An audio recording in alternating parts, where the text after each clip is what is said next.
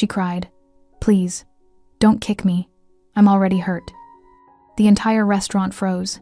Then a chair scraped the marble, slow, deliberate, and every soul in that room turned toward the shadowed booth where a man in a charcoal suit was rising. When his eyes met hers, something ancient and dangerous shifted in the air, and the man about to hurt her realized too late who he'd just touched. If you're hooked in and want to enjoy this story, go ahead and subscribe, and drop a comment letting me know where you're watching from. It's always amazing to see where everyone's watching. Plus, tomorrow I've got another incredible story lined up, and you definitely don't want to miss it. Alright, back to the story. Jean-Louis pressed her trembling hands against the polished edge of the bar at La Vela, her white blouse stained with Cabernet Sauvignon that still dripped from her wrist. At 31, she'd mastered the art of swallowing humiliation. It was survival, not weakness, working double shifts at an upscale restaurant where a single entree cost more than her weekly groceries. Her fingers ached as she reached for a towel, but not from the wine. It was from the grip of the man who'd grabbed her wrist like she was property, not a person. The burn came from his words, not the spill. Maybe if trash like you learned your place, you wouldn't be wiping up after your betters. She didn't know that in the dimly lit corner booth, partially obscured by the flicker of candlelight and the gentle hum of piano music, a man in a perfectly tailored charcoal suit had stopped cutting his steak mid-bite. Thomas Denaro, his name whispered in boardrooms and back alleys with equal parts reverence and terror, sat motionless, but his jaw had tightened in a way that made the air around him feel dangerous. The wine had been an accident, a genuine stumble as Jean navigated between tables during the busiest hour of Saturday evening. A few drops, nothing more, had landed on Richard Hale's sleeve, but he'd erupted like she'd committed an assault. Grabbed her wrist hard enough to leave marks, shoved her backward so she collided with an empty chair. The restaurant's ambient noise, the murmur of conversation, the delicate clink of crystal glasses, the soft notes of a piano in the corner, had evaporated into stunned silence. Jean had tried to apologize, tried to clean the spill with shaking hands, her voice cracking with each, "I'm sorry." But Richard had stood, his face red with manufactured rage, his expensive shoes gleaming under the chandelier light as he raised one foot above her kneeling form. That's when she'd said it. That's when Jean-Louis, on her hands and knees in front of 50 witnesses who'd turned their faces away in collective cowardice, had whispered the words that would shatter the night. "Please, don't kick me. I'm already hurt." The entire restaurant froze. The piano player's fingers stuttered. A waiter dropped a tray somewhere in the kitchen. Even the flames in the candles seemed to still. Richard Hale hesitated, his foot suspended in the air, his expression caught between satisfaction and uncertainty. He glanced around at the watching faces, some horrified, others carefully neutral. No one moved, no one spoke. He lowered his foot slowly, a cruel smile spreading across his face. "Get up," he said coldly, "and bring me another bottle, the same vintage, and this time, try not to—" The scrape of a chair against marble cut through his words. Slow, deliberate, final. Every head in La Vela turned toward table 12, toward the corner booth where shadows gathered thick, where a man in a charcoal suit and no tie was rising to his full height. His movements were unhurried, almost casual, but there was something in the way he stood that made the air itself feel heavier. Thomas Denaro straightened his cuffs, adjusted his collar. His tattooed fingers, marks of a past that couldn't be erased, caught the light as he moved. His face was perfectly calm, expressionless, but his eyes, dark, ancient, carrying the weight of 1,000 violent decisions, were fixed on Richard Hale with the focus of a predator that had just identified its prey. He took one step forward, then another. Each footfall echoed in the silence like a judge's gavel.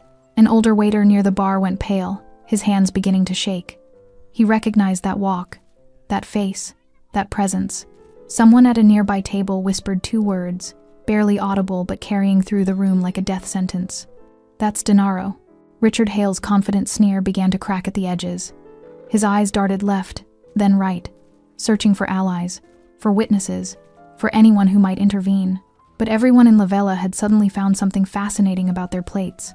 Thomas stopped 3 feet away from Richard, close enough that the businessman had to tilt his head up slightly to maintain eye contact, close enough that Richard could smell the faint scent of expensive cologne, mixed with something darker, something that spoke of violence held on a very short leash.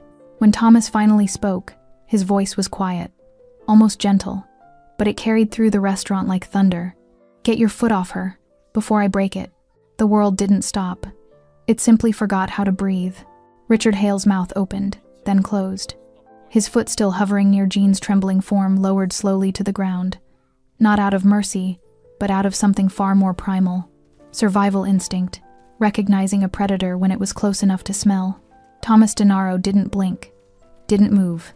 He simply stood there, his presence filling the space between them like gathering storm clouds, dark and inevitable. The silence stretched. A wine glass trembled in someone's hand at table 4. A woman's breath caught audibly near the window.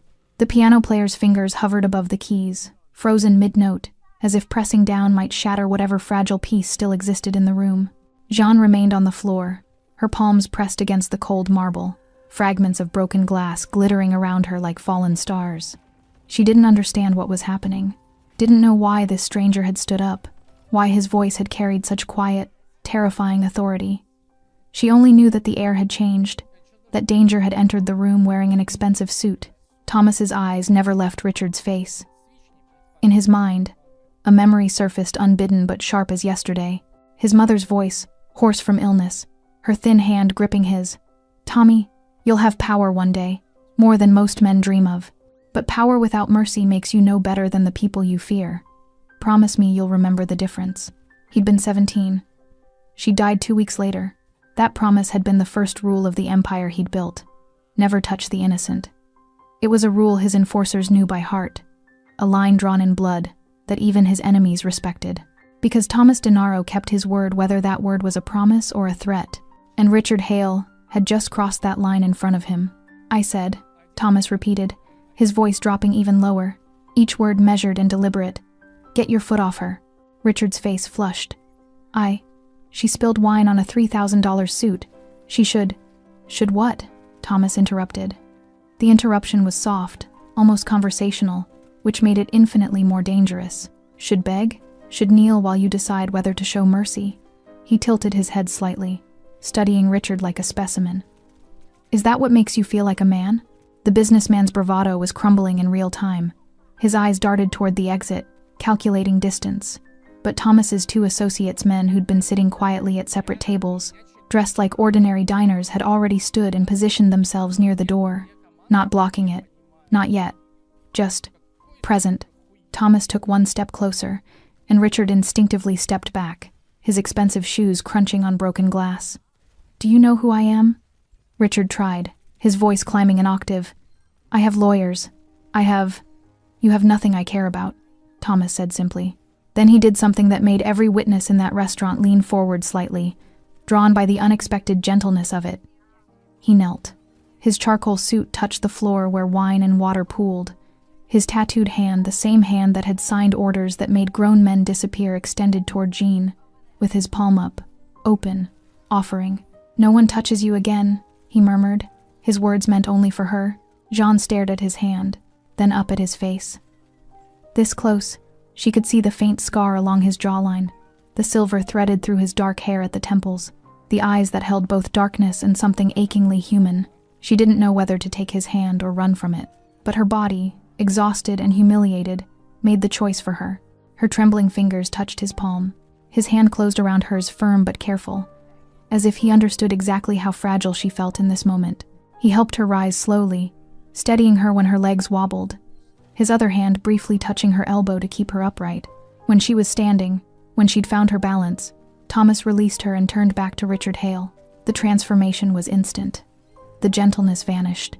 His expression hardened into something ancient and unforgiving. "Apologies, Thomas said.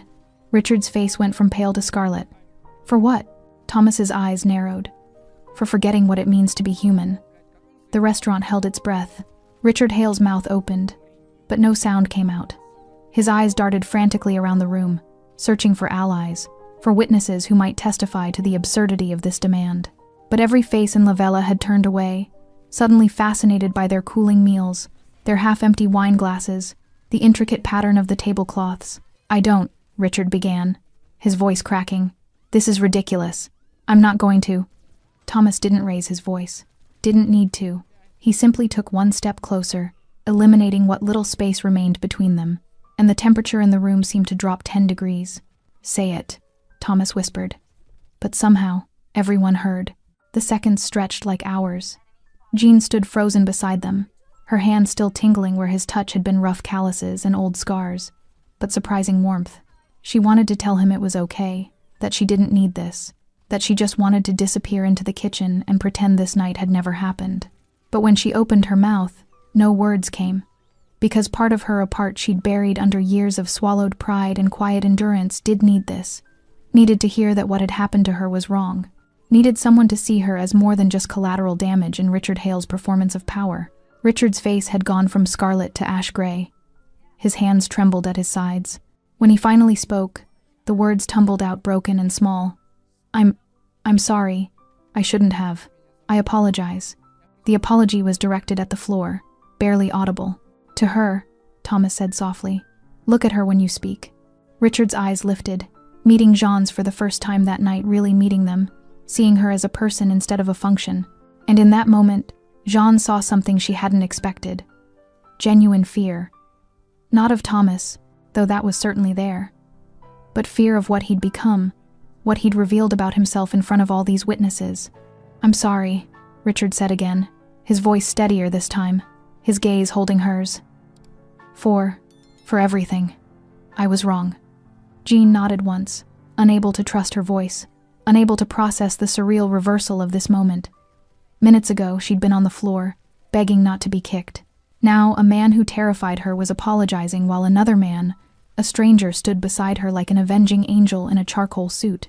Thomas studied Richard for a long moment, then nodded almost imperceptibly. His two associates materialized from their positions, flanking Richard without touching him. These gentlemen will help you find the exit, Thomas said calmly. Your tab has been covered. You won't be returning to La Vela. It wasn't a request. Richard understood that immediately. He glanced once more at Jean, something that might have been shame flickering across his face, then allowed himself to be escorted toward the door. His exit was silent except for the soft fall of his footsteps on marble, each step an erasure of his presence from this space. The door closed behind them with a gentle click that echoed like a gunshot. For 3 heartbeats, no one moved. Then Thomas turned to face the restaurant, his voice carrying clearly. Dinner is on me tonight. All of you. He gestured to the maitre d', who nodded frantically. And this restaurant, he paused, his eyes sweeping across the stunned faces, is now under my protection. Anyone who works here, anyone who dines here, will be treated with respect. Or they'll answer to me. A collective exhale rippled through the room. The piano player's fingers found the keys again, tentative at first, then growing stronger.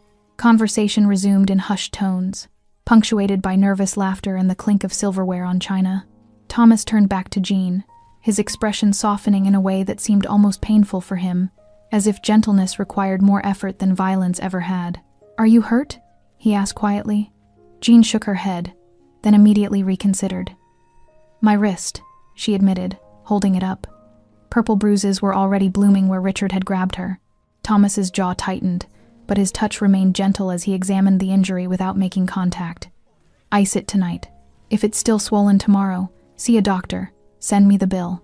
I don't even know who you are, Jean whispered. Something flickered in his dark eyes, amusement maybe, or sadness. Better that way, he said. Then he walked back to table 12, sat down, and resumed eating his steak as if nothing extraordinary had happened at all. The rest of Jean's shift passed in a blur of whispers and sidelong glances. Other servers approached her with cautious sympathy, asking if she was okay, their eyes darting nervously toward table 12, where the man in the charcoal suit ate in perfect silence. The manager, Vincent, a reed-thin man who normally treated staff like replaceable machinery, brought her water and told her she could leave early if she needed to. She didn't leave. Couldn't afford to. Every hour mattered when rent was due in 3 days.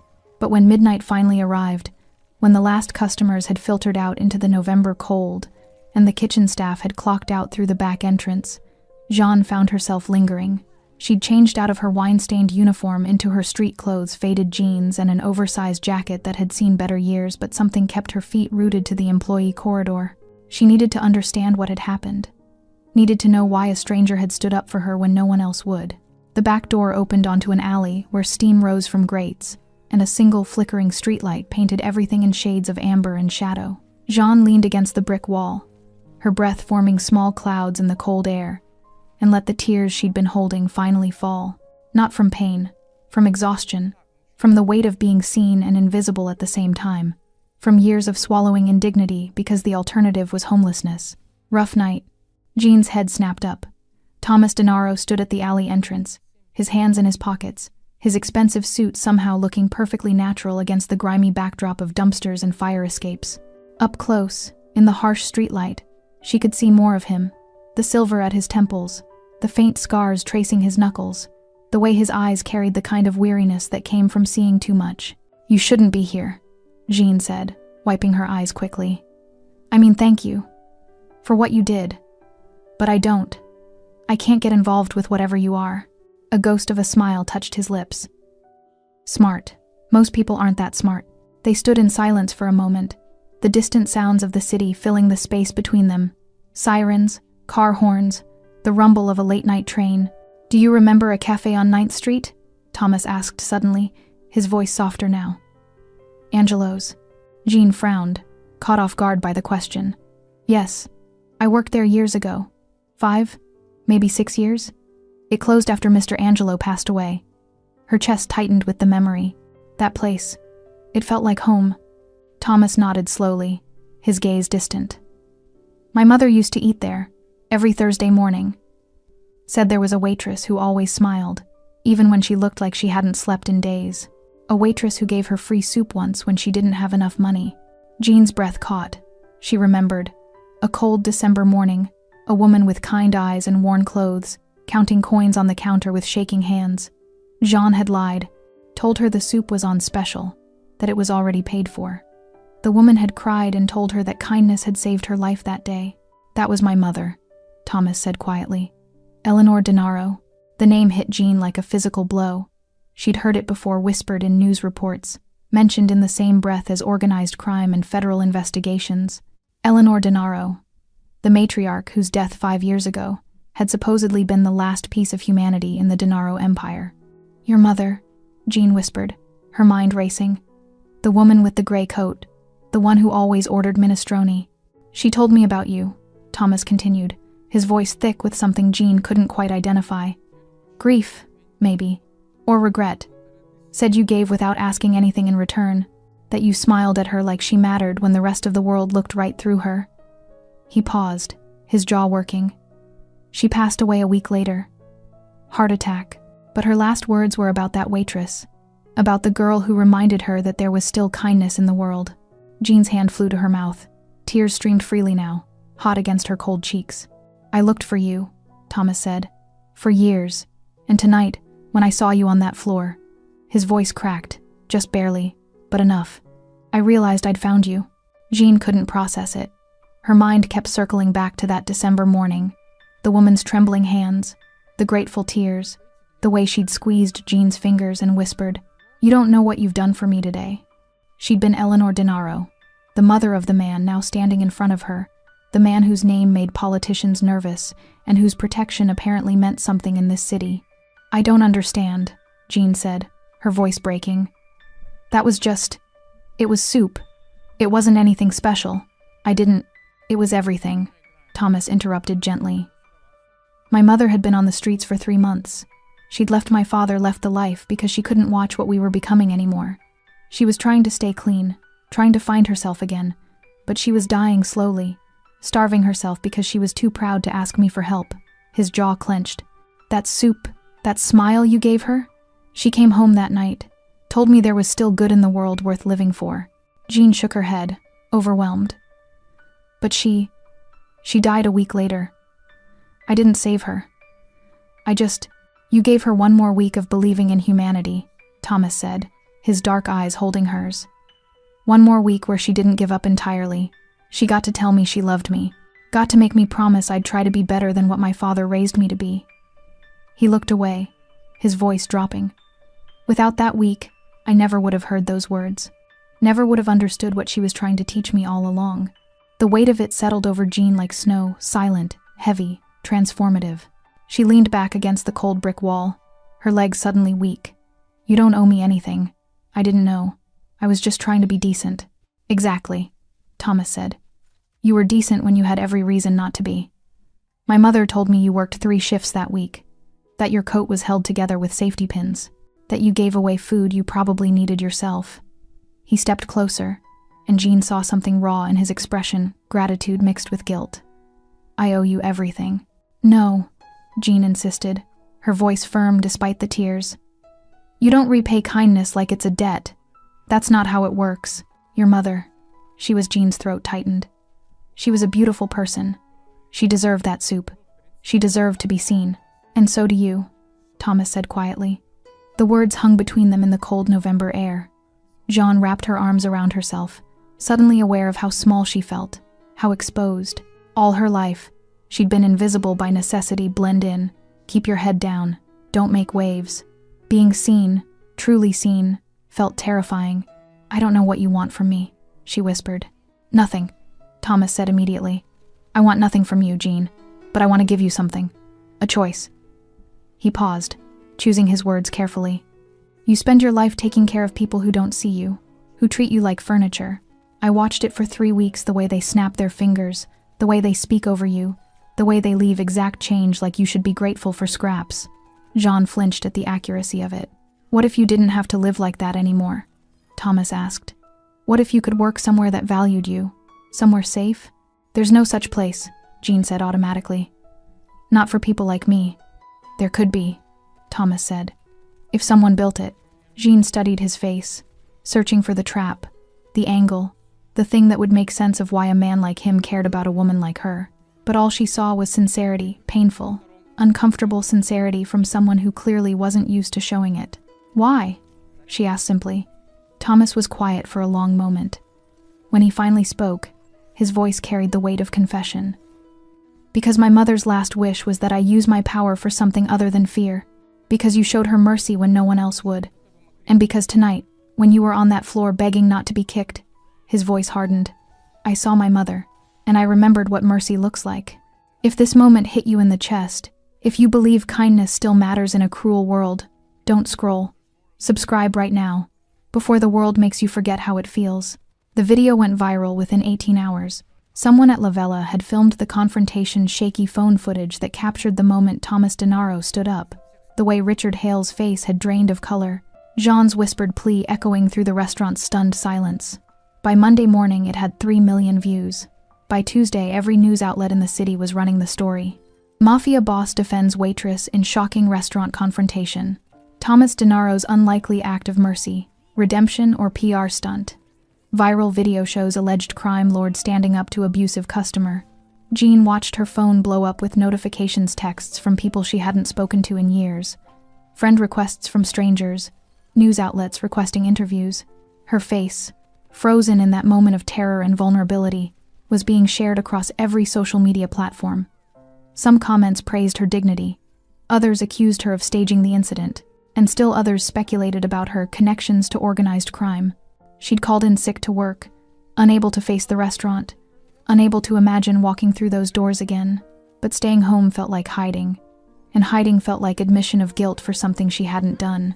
On Wednesday morning, someone knocked on her apartment door. Jean peered through the peephole and saw a woman in an expensive pantsuit holding a manila folder. Press. Had to be. She'd already ignored calls from 6 different reporters. Miss Lewis, the woman called through the door. I'm not a journalist. Mr. Denaro sent me. I'm his attorney. Jean's stomach dropped. She opened the door a crack, keeping the chain engaged. I don't need a lawyer. The woman, mid-40s, with sharp eyes and an air of unshakable competence, smiled patiently. You will. The media narrative is shifting. Some outlets are suggesting you work for the Denaro organization. Others are implying you deliberately provoked Mr. Hale to create this situation. My job is to protect you from defamation and ensure your safety. I can't afford. You're not paying. The attorney interrupted gently. Mr. Denaro is handling all legal fees. He wants you to know that you're protected. Legally, financially, physically. Jean felt her chest tighten. I never asked for this. I know, the woman said, but that's the cost of being connected to him even tangentially. The world wants to understand why Thomas Denaro, a man known for ruthlessness, intervened for a waitress. And until they find an answer that satisfies them, they'll keep digging into your life. That afternoon, Jean learned exactly how deep the digging went. A tabloid published an article about her son, 8-year-old Marcus, whose father had left before he was born. They'd found his school photos, speculated about his safety in proximity to organized crime figures, questioned whether Jean was a fit mother given her new associations. Jean read the article with shaking hands, her vision blurring with tears of rage and helplessness. They were dragging her child into this, making him collateral damage in a story he had nothing to do with. She called the only number she had for Thomas Denaro, the one his attorney had left. He answered on the second ring. "They're writing about my son," Jean said, her voice cracking. "They've published his picture, his school. I never wanted this. I never asked you to." "I know," Thomas said, his voice tight with controlled fury. "I've seen it. It's being handled." "Handled how?" Jean demanded. "You can't threaten journalists. You can't make this disappear. I'm not part of your world. I don't want this protection if it means my son becomes a target." Silence on the other end. Then, "Meet me. Tonight. Same place as before." "I can't keep."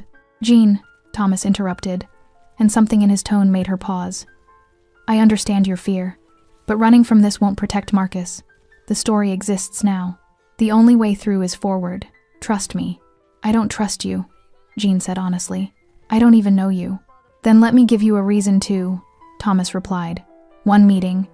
If you still want me gone from your life after that, I disappear. You'll never hear from me again. But let me show you what I'm offering before you refuse it."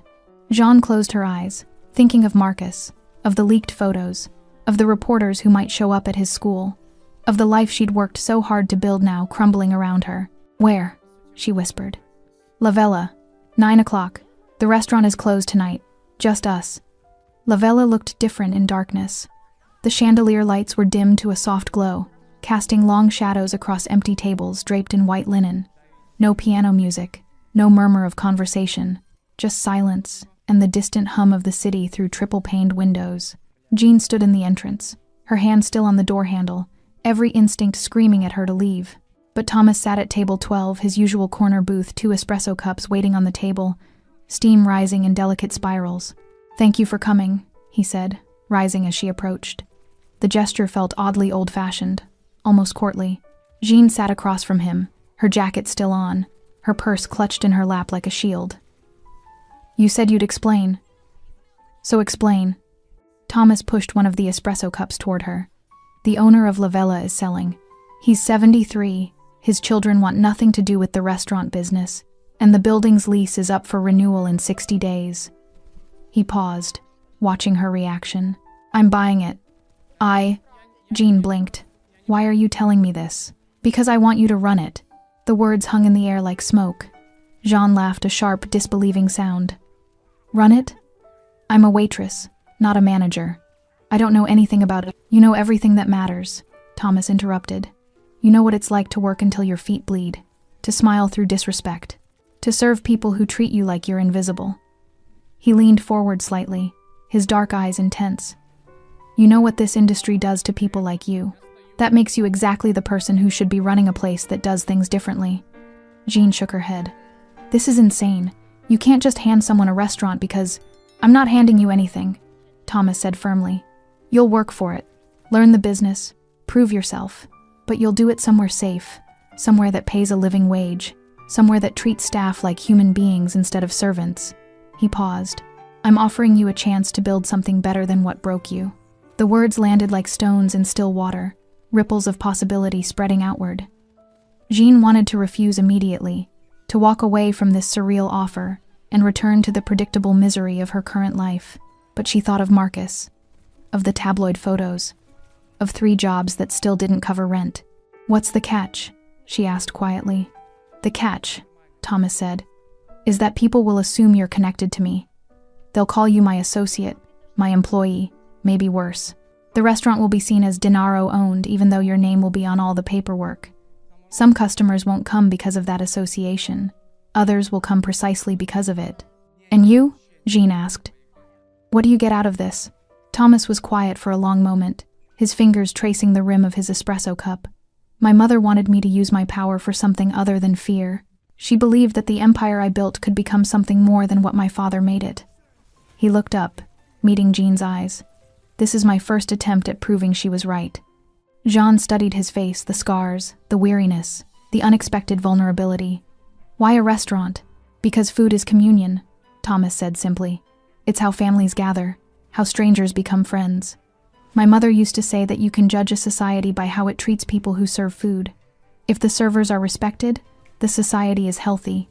If they're invisible, he trailed off. I want to create a place where no one is invisible. Jean felt tears prickling at her eyes. It was too much, too big, too impossible, too far from anything she'd ever imagined for herself. I have a son. He's 8. If I do this, if I'm associated with you, what does that mean for him? It means he'll have a mother who doesn't work 3 jobs. Who can afford his school supplies without choosing between that and groceries? Who can be there when he comes home instead of running to the next shift? Thomas's voice softened. It means he'll see his mother build something instead of just survive. Jean's hands trembled around her cup. And if I say no, then I disappear from your life, like I promised. The legal fees are covered regardless. You owe me nothing. Thomas met her gaze steadily. But Jean, you'll still be working at places like this, still swallowing indignity, still invisible. And if I say yes? Thomas smiled, a rare, genuine expression that transformed his entire face. Then we change everything. Jean said yes. Not immediately. Not that night in the empty restaurant with Thomas Denaro watching her across the table like a man who'd just offered salvation and expected nothing in return. She'd gone home, held Marcus while he slept, and thought about what kind of mother she wanted to be.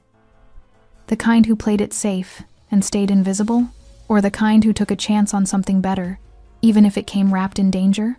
She called Thomas the next morning. I'll do it, but I have conditions. Name them, he'd said. Marcus comes first, always. If this puts him in danger, I walk away. No arguments. Agreed. I run the restaurant my way. You fund it, but you don't control it. The staff, the menu, the culture that's mine. A pause. Then, agreed. And one more thing, Jean had said, her voice stronger now. No illegal activity. I don't care what you do with the rest of your empire. But Eleanor's table, she'd used the name, Thomas suggested, honoring his mother, stays clean. Completely clean. That was always the plan, Thomas had replied, something like respect warming his tone. 3 months passed in a blur of transformation. The restaurant closed for renovations. Jean worked alongside Thomas's project manager, learning the business side while maintaining her dignity. She studied profit margins, supplier contracts, staff management. She interviewed every potential employee herself, prioritizing single mothers, former foster youth, people who'd been chewed up by the service industry and needed a second chance. The restaurant began to take shape, warmer lighting, comfortable booths, an open kitchen where cooks were visible and valued. Jean insisted on a board where customers could pay meals forward, where community mattered more than exclusivity. Thomas visited weekly, always sitting at table 12, always drinking black coffee. He never interfered, never questioned her decisions. He simply watched her build something beautiful from the ashes of her old life. Jean had started to believe that maybe, just maybe, this could work. Then came the night that shattered everything. It was a Tuesday in March, unseasonably cold, when Jean stayed late to review the final menu before the grand reopening scheduled for Friday. The restaurant was dark, except for her office light. She was alone, or thought she was. The first sound was glass breaking, front entrance, then voices, multiple men, speaking in clipped tones that suggested military precision, or worse. Jean's heart hammered against her ribs. She grabbed her phone, but before she could dial, her office door burst open. 3 men in dark clothing. No masks, they didn't need them. The leader, a man with a scar bisecting his left eyebrow, smiled coldly. Jean Lewis, we've been waiting to meet you. What do you want? Jean managed, her voice steadier than she felt. To send Denaro a message, the man said. He's been getting soft, turning legitimate. Some people in our organization think he's forgotten what business he's really in. He stepped closer. You're the reason. His little redemption project. Jean's mind raced. Thomas had warned her this might happen, that rivals would see Eleanor's table as weakness, as something that could be exploited. He'd offered security, guards, protection. She'd refused, insisting the restaurant remain normal, unthreatening. Now she realized how naive that had been. He'll pay for your safety, the scarred man continued. Or, we make an example of what happens when bosses lose focus. Your choice. Jean's hand found the panic button Thomas had installed under her desk, one concession to security she'd agreed to. She pressed it silently, praying his people would arrive in time. You don't want to do this, Jean said, buying time. Whatever you think killing me accomplishes. Who said anything about killing? The man laughed. We're professionals. We'll just hurt you enough that Denaro remembers why fear matters more than kindness. The scarred man moved forward. The office window exploded inward. Thomas Denaro came through it like something from a nightmare, all controlled violence and focused rage. He hit the ground, rolling, glass shards glittering in his hair, and came up with a gun already drawn. Nobody moves, he said quietly. The three men froze. The scarred leader's hand drifted toward his waistband, but Thomas's gun shifted a fraction of an inch. The message clear. Try it and die. Walk away, Thomas said. Now, while I'm still asking nicely. You've gone soft, Denaro, the scarred man said. Over a waitress. The families are laughing at you. Let them laugh, Thomas replied. I'd rather be laughed at than become what you are, a coward who threatens unarmed women to prove he's strong. The tension stretched like a wire about to snap. Jean pressed herself against the far wall, her breath coming in short gasps. She could see the calculation in the scarred man's eyes, weighing pride against survival. Then backup arrived, Thomas's enforcers flooding through the broken entrance, weapons drawn, forming a perimeter that made resistance suicidal. The scarred man raised his hand slowly. This isn't over. Yes, Thomas said, his voice carrying absolute finality. It is. Tell whoever sent you that Eleanor's table is untouchable. Anyone who comes here, anyone who threatens the people under this roof, answers to me personally. He stepped closer to the scarred man. And tell them Thomas Denaro hasn't gone soft. He's just learned to pick battles worth fighting. The men were escorted out, not killed, Jean noticed, spared. Another statement about who Thomas was becoming. When they were gone, when the restaurant was secured and police had been paid off to file the report as attempted robbery, Thomas finally lowered his gun. His shoulder was bleeding, he'd been shot entering through the window, Jean realized. The adrenaline had hidden the wound. You're hurt, Jean said, moving toward him. Thomas looked down at his shoulder as if noticing it for the first time. It's nothing. It's not nothing, Jean insisted, her hands trembling as she pressed her cardigan against the wound. You could have died. So could you? Thomas said, his eyes finding hers. I won't let that happen. Ever. Jean looked up at this man, this dangerous, broken, impossible man who'd just thrown himself through a window to save her, who'd been shot protecting a dream that wasn't even his own. Please don't kick me, she whispered, tears streaming down her face. I'm already hurt. But this time, the words meant something different. This time, they were about vulnerability, about letting someone see the pain she usually hid, about trust. Thomas's uninjured arm wrapped around her gently, pulling her close. No one touches you, he murmured against her hair. Not while I'm breathing. If you felt your chest tighten when she repeated those words, don't just feel it and scroll. Subscribe. So stories like this keep reminding the world that compassion still wins. 6 months transformed everything. Eleanor's table opened on a Friday in late spring, with none of the pretension of La Vella but all of its beauty. The interior glowed with warm Edison bulbs and exposed brick, comfortable booths upholstered in deep burgundy, an open kitchen where Jean had hired 3 formerly incarcerated cooks who needed a second chance. The menu featured comfort food elevated with care, her mother's pozole recipe, Thomas's mother's minestrone, dishes that told stories of survival and love. But what made Eleanor's table different wasn't the food or the decor. It was the culture Jean built into its foundation. Every employee started at $22 an hour, unheard of in the industry. Full health care after 30 days, paid sick leave, childcare stipends for parents, a dignity clause in every contract that protected staff from customer abuse. 3 strikes and patrons were permanently banned, no matter how much money they had. The community board Jean had envisioned became the restaurant's heart. Customers could purchase meals for others, sometimes specific people, sometimes anonymous gifts for whoever needed them. Within a month, the board was covered with colored cards, blue for paid-forward meals, gold for thank you notes, red for requests from struggling families. Thomas kept his promise. He funded everything but controlled nothing. His name appeared nowhere in the paperwork. Jean was listed as sole proprietor, though everyone in the city knew the truth. Thomas Denaro's money had built this place. His protection kept it safe. His mother's memory gave it purpose. The opening night was packed. Local press, food critics, curious citizens who wanted to see what a mob-funded social experiment looked like. Jean moved through the dining room in a simple black dress, no longer a uniform but a choice, greeting customers with genuine warmth. She wasn't invisible anymore. She was the architect of something meaningful. Thomas sat at table 12. Of course, always table 12. He wore a dark suit, no tie, his silver-streaked hair catching the light. But tonight, he wasn't alone. Two of his top associates sat with him, men whose faces regularly appeared in federal surveillance photos, now eating minestrone and discussing the Warriors game like suburban dads. Jean approached their table during a quiet moment, her heart full of gratitude and terror in equal measure. "How is everything?" "Perfect," Thomas said simply, his eyes holding hers for a beat longer than necessary. "Your mother would be proud." "Yours too," Jean replied softly. As the night progressed, Jean noticed the diversity of her clientele. Families with young children shared tables with elderly couples. A group of nurses still in scrubs celebrated someone's birthday. Two men in expensive suits sat near a single mother and her teenage son. The restaurant had become what Jean dreamed it could be, a place where humanity mattered more than hierarchy. Around 9 p.m., a woman approached Jean near the kitchen, mid-50s, wearing a threadbare coat, her eyes red-rimmed and cautious.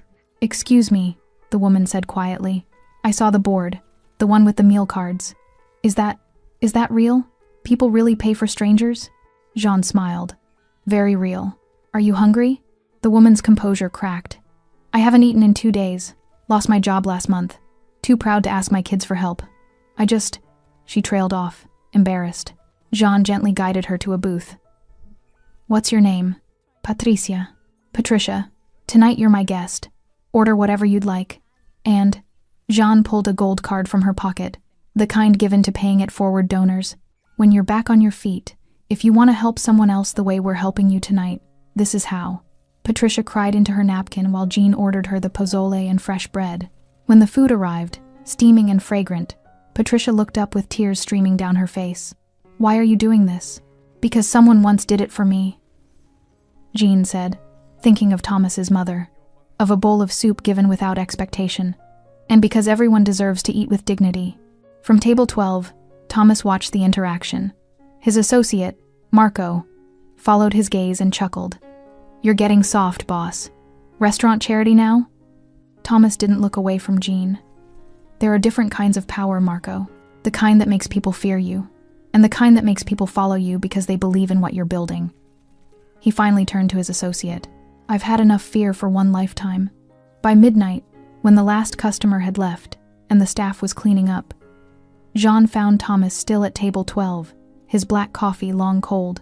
She slid into the booth across from him, exhausted but exhilarated. "Thank you," she said, "for all of this, for believing in something crazy." "It's not crazy," Thomas replied. "It's the sanest thing I've ever done." He paused, studying her face. "You've built something beautiful here, Jean. Something my mother would have loved." "Our mothers," Jean corrected gently. "This belongs to both of them." Thomas nodded, a rare smile softening his features.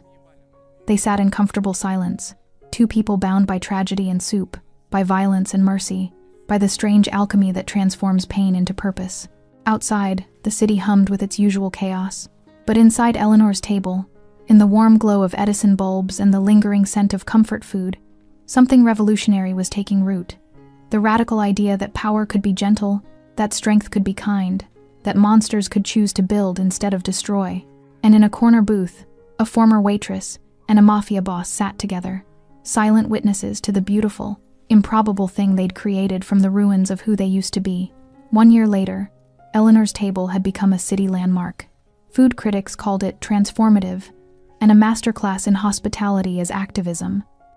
Local news ran features on Jean's pay-forward board, which had funded over 2,000 free meals.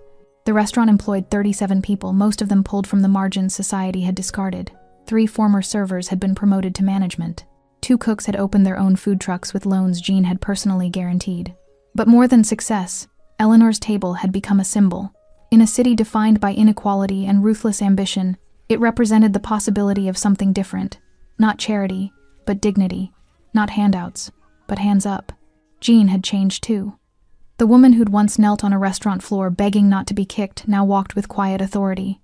She'd been featured in magazines, invited to speak at hospitality conferences, courted by investors wanting to franchise her model. She'd refused them all. Eleanor's table wasn't a brand to be replicated. It was a promise to be protected. Marcus, now 9, sometimes did homework in Jean's office after school. He'd met Thomas dozens of times, always respectful, always kind, treating the boy like he mattered in a way his biological father never had. Marcus had stopped asking why Mr. Thomas always sat at the same table, why people sometimes whispered when he walked in. He just knew that this man made his mom smile in a way she hadn't before. On this particular Tuesday evening, during the quiet hour between lunch and dinner service, a well-dressed businessman entered Eleanor's table.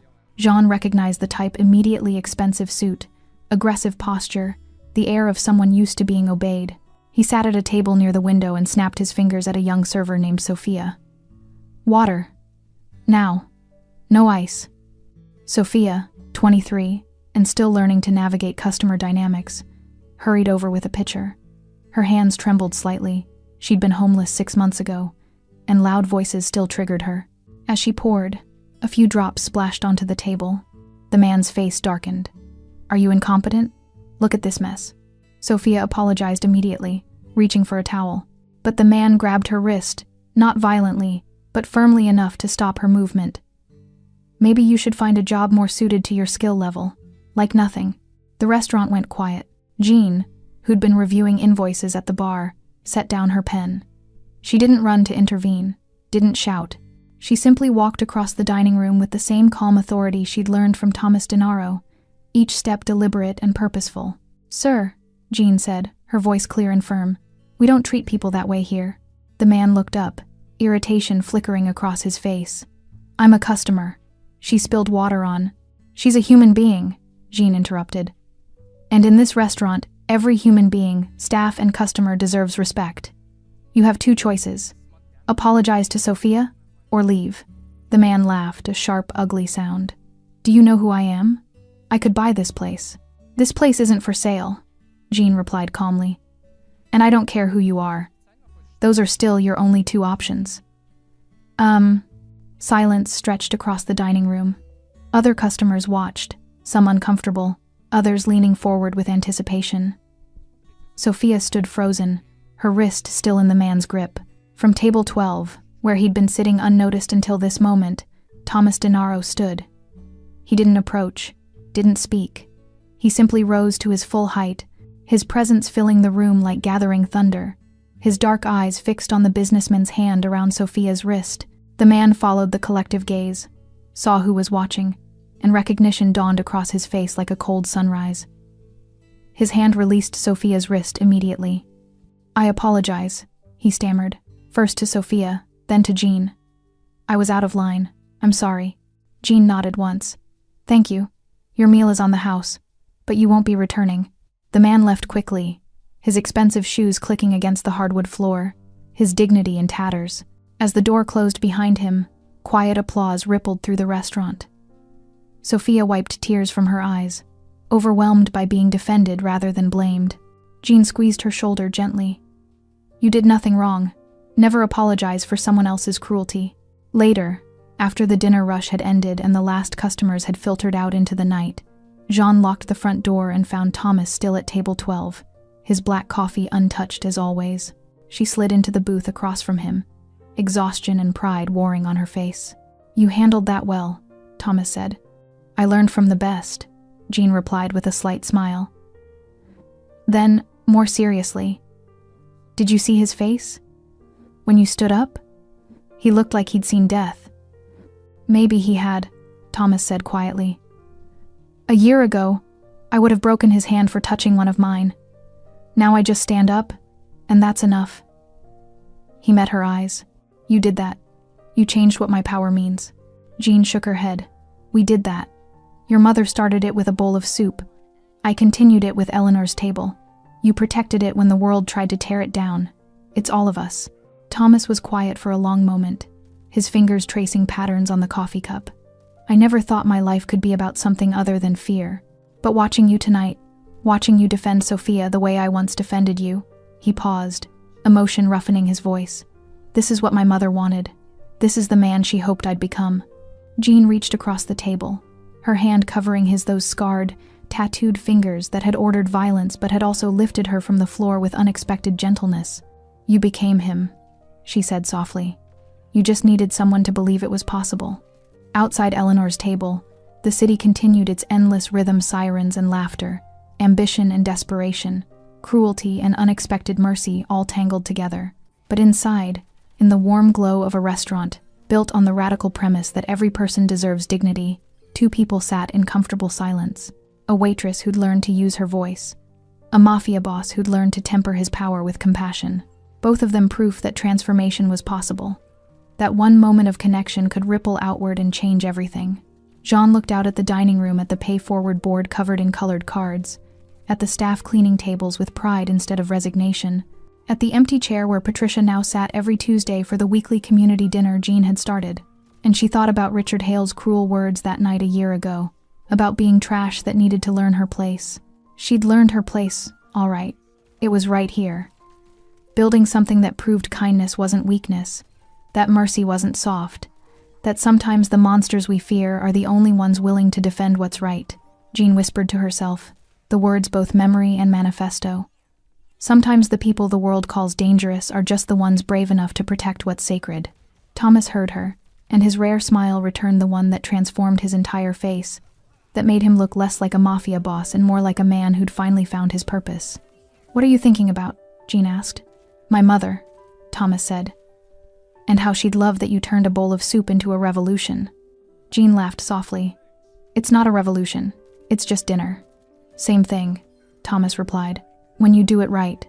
They sat together as the city lights glittered beyond the windows, as the last candles flickered and died, as Eleanor's table settled into the peaceful quiet of a place that had fulfilled its purpose for another day. And somewhere, in whatever place good mothers go when they leave this world, Eleanor Denaro smiled. Thanks for sticking with this story till the end. If you enjoyed it, you're going to love the next one. It's packed with unexpected turns and heartfelt moments. Click the image on your screen to keep the journey going, and make sure to hit subscribe for more amazing stories. Drop a comment and rate this story from 1 to 10. I can't wait to see what you think. Мораль. Когда ты заходишь в интернет и видишь, как люди там в Дубае летают, покупают себе огромное количество автомобилей какие-то. Ну, много всего такого, что ты за эту зарплату себе никогда в жизни позволить не сможешь. И как человеку оставаться морально типа сильным? Что ему нужно делать?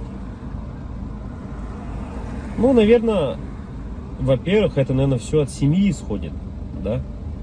То есть, какая семья у тебя, как она построена. Если ты один живешь, это сложно, да, ты будешь сам себя, но у тебя, опять-таки, возможно, ну, родители, если есть, которые, друзья, поддержат тебя в какой-то момент, хотя бы просто отвлекут тебя от этих мыслей. А если у тебя, к примеру, там, семья, жена, к примеру, да, есть дети, то тут, наверное, поддержка только от них исходит какая-то. Вот. Чтобы не упиваться в своих мыслях о том, что какая нынче сложная жизнь. И, наверное, других-то вариантов, в принципе-то, и нету. Какие вот еще варианты, в принципе, изменить, поменять свою жизнь настолько, чтобы она была, ну, казалась тебе удачной, да, реализованным себя в жизни, в чем-то. В чем, вот как проявляется на самом деле у нас реализованность? Наверное, у 90% случаев это финансовое благополучие, финансовая независимость. Это, наверное, одно из таких ключевых моментов, когда человек, наверное, считает себя реализованным, да, в этой жизни. То есть, как добиться этого? То есть, с учетом того, что даже возьмем нашу страну, да, сколько миллионов людей здесь живет, как каждому добиться этого результата? Ну, понятно. И с каждым годом просто ситуация становится все хуже и хуже. Все дорожает, люди зарабатывают либо столько же. Ну, даже если они зарабатывают столько же, на самом деле этого все уже недостаточно. К чему это все приведет на самом деле? В оконцове, наверное, мир погрязнет в большую депрессию в какую-то. Какие-то войны, возможно, или еще что-то еще больше глобальных таких вещей, которые не приведут ни к чему хорошему на самом деле. Поддержка каждого человека именно для того, чтобы он держался, наверное, морально, заключается в том, что, ну, наверное, дом, в который ты приходишь, должен быть крепостью твоей, да, что это единственное должно быть место, где ты будешь чувствовать себя под защитой. Для этого было придумано, наверное, своя пещера изначально, потом свои какие-то чумы, палатки различные, да, потом все это превратилось, на данный момент это у нас дома, квартиры, в которые мы приходим и должны ощущать себя в безопасности, чтобы можно быть немного морально расслабленным с учетом того, что ты выходишь каждый день на работу, на улицу, и все равно давление вот это вот, оно все равно присутствует. Когда ты заходишь в магазин, видишь цены эти, да, и так далее, не можешь себе что-то там приобрести, позволить на ежедневной основе, это откладывает большой, наверное, отпечаток. Не, наверное, а точно. И поэтому, когда возвращаясь домой, ты чувствуешь, вот хотя бы есть типа уголок того места, куда ты можешь прийти.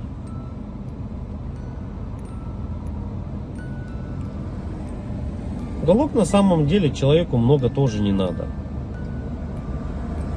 Можно хотеть большего, но на самом деле человеку одному много не надо. Да? Ему нужно спальное место, спокойное место, где можно подумать. Ну, это когда ты один, к примеру, да? Когда у тебя есть семья, к примеру, ты приходишь домой, опять-таки, тут хотя бы, да, поговорить о каких-то вещах. Просто об отрешенных вещах, наверное. И, возможно, при этих же условиях у тебя и появляется какая-то дополнительная мотивация для реализации себя. А когда у тебя нету ничего, вот это уже становится проблемой. И это у многих на самом деле. Что значит не иметь ничего?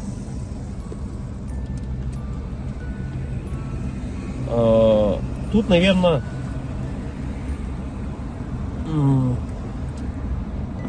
самое главное, дизмораль у человека еще возникает при том, что это уже, наверное, где-то в глубине души даже она возникает при даже хорошей финансовой подушке такой, которая у тебя есть, хороших финансовых деньгах, да, то есть, но нету вот внутреннего ощущения, к примеру, дружбы, семьи, любви и так далее.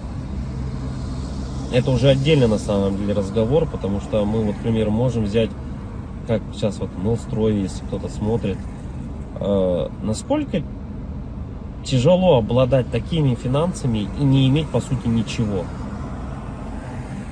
Ни друзей, ничего не иметь. Так главное, это получается для бедных главное деньги, для богатых главное какое-то внутреннее ощущение нужности, не из-за денег. Вот такое вот. И это борьба какая-то такая и вот эти два слоя общества, богатые и бедные, они друг друга не понимают. На самом деле из-за этого, возможно.